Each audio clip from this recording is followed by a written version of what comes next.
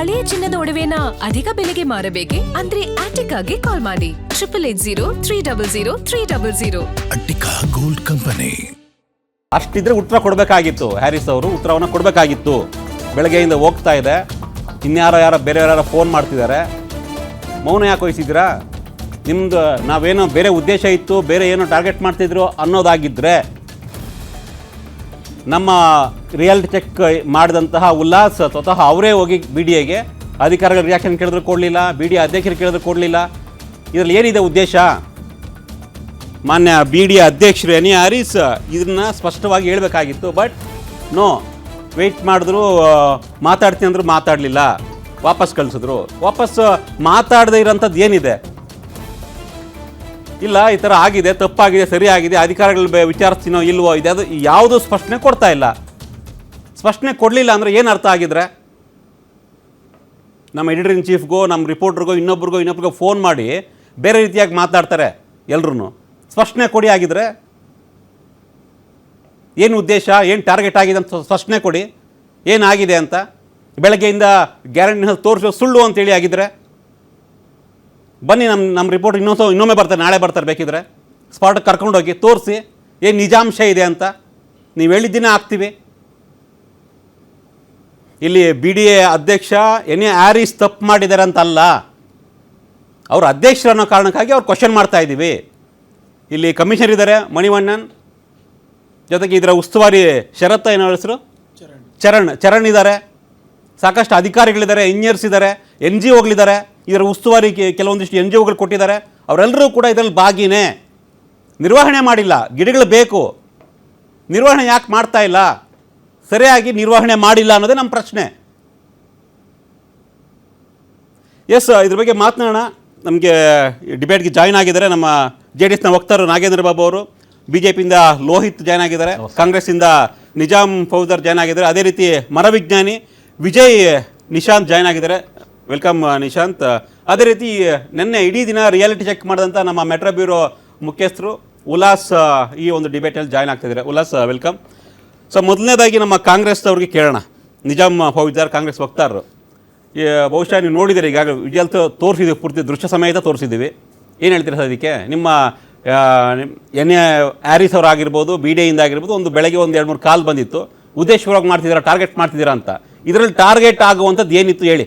ಸತೀಶ್ ಅವರೇ, ಯಾರು ನಿಮಗೆ ಕರೆ ಮಾಡಿದಾರೋ, ಯಾರು ನಿಮ್ಮ ಮೇಲೆ ಆರೋಪ ಮಾಡಿದಾರೋ ನಮಗೆ ಗೊತ್ತಿಲ್ಲ. ಅದು ಅಟ್ಲೀಸ್ಟ್ ನನಗಾದರೂ ಅದು ಮಾಹಿತಿ ಇಲ್ಲ, ನನಗೆ ಕಾಲು ಮಾಡಿಲ್ಲ, ನನಗೂ ಆ ಮಾಹಿತಿ ಕೊಟ್ಟಿಲ್ಲ. ನಿಮ್ಗೆ ಬಂದಿರ್ಬೋದು, ಅದರಲ್ಲಿ ಏನು ನೀವು ಸುಳ್ಳು ಹೇಳ್ತಾ ಇದ್ದೀರಾ, ಅದು ನಮ್ಮ ಮೇಲೆ ಜಾಸ್ತಿ ಆರೋಪ ಮಾಡ್ತಾ ಇದ್ದೀರಾ ಅಂತ ಆ ಸಂದರ್ಭನೇ ಇಲ್ಲ.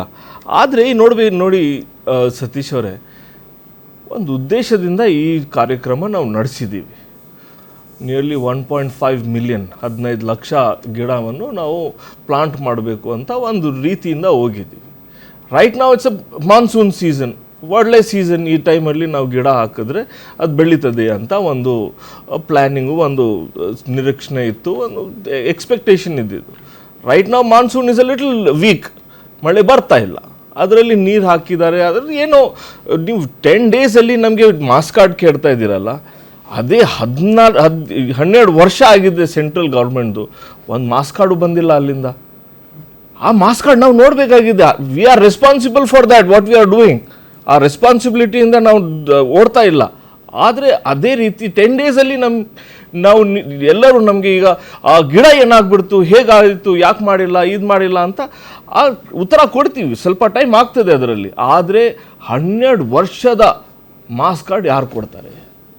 ಆ ಮಾಸ್ ಕಾರ್ಡ್ ನಾವು ಯಾಕೆ ಕೇಳಬಾರ್ದು?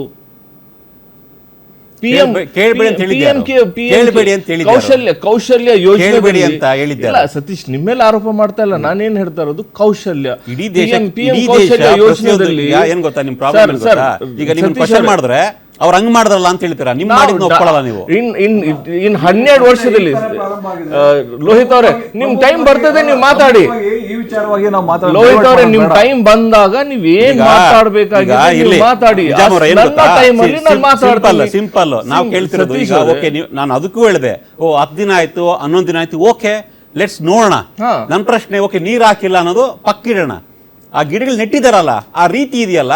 ಈಗ 15 ಲಕ್ಷ 2.5 feet 1.5 ಅಡಿ 2 ಅಡಿ ಗಿಡಗಳನ್ನ ಅವು ದೊಡ್ಡ ಮರಗಳಾಗ್ತವೆ. 15 ಲಕ್ಷ ಒಂದ್ ಗಿಡ ನೀವು ಹಾಕುವಾಗ ನೀವು ಆಕ್ಚುಲಿ ಒಂದು ಸ್ಕೇಲ್ ಹಾಕೊಂಡು ನೀವು ಪ್ರಯೋಜನ ಏನಾಗಿದ್ರೆ ಪ್ರಯೋಜನ ಏನು? ನಾನು ಹೇಳ್ದಲ್ಲ, ಈಗ ನಾನೊಬ್ಬ ರೈತನ ಮಗ ನಾನು, ಆಯ್ತಾ? ನಮ್ಮ ಈಗಲೂ ವ್ಯವಸಾಯ ಮಾಡ್ತಾರೆ ನಮ್ಮ ಊರಲ್ಲಿ, ನಮ್ಮ ಅಪ್ಪ ಅಮ್ಮ ನಮ್ಮ ಅಣ್ಣ ಎಲ್ಲಾನು. ಈಗಲೂ ಕೂಡ ನಾವು ಟೊಮೆಟೊ ಬೆಳಿಬೇಕಾದ್ರೆ ಅಟ್ಲೀಸ್ಟ್ 14 ಇಂಚ್ ಬೇಕು ಒಂದು ಟೊಮೆಟೊ ಚೆನ್ನಾಗಿ ಬೆಳಿಬೇಕು ಅಂತ. ಟೊಮೆಟೊ ಗಿಡ ತರ ಇಟ್ಟಿದಾರಲ್ಲ ಅಂತ 2.5 ಫೀಟ್ ಕೊಟ್ಟಿದೀವಿ ನಾವು.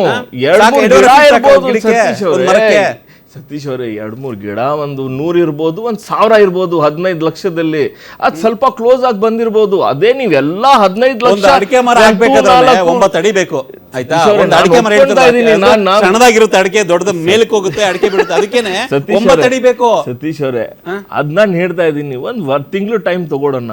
ನಾವು ರೀಜನರೇಷನ್ ಸ್ಕೀಮ್ಸ್ ಇರ್ತದೆ, ಅದರಲ್ಲಿ ಸೈಂಟಿಫಿಕ್ ಅಪ್ರೋಚ್ ಇರ್ತದೆ. ಇವಾಗ ನೋಡಿ, ಆದ್ರೆ ಒಂದೇ ನಿಮಿಷ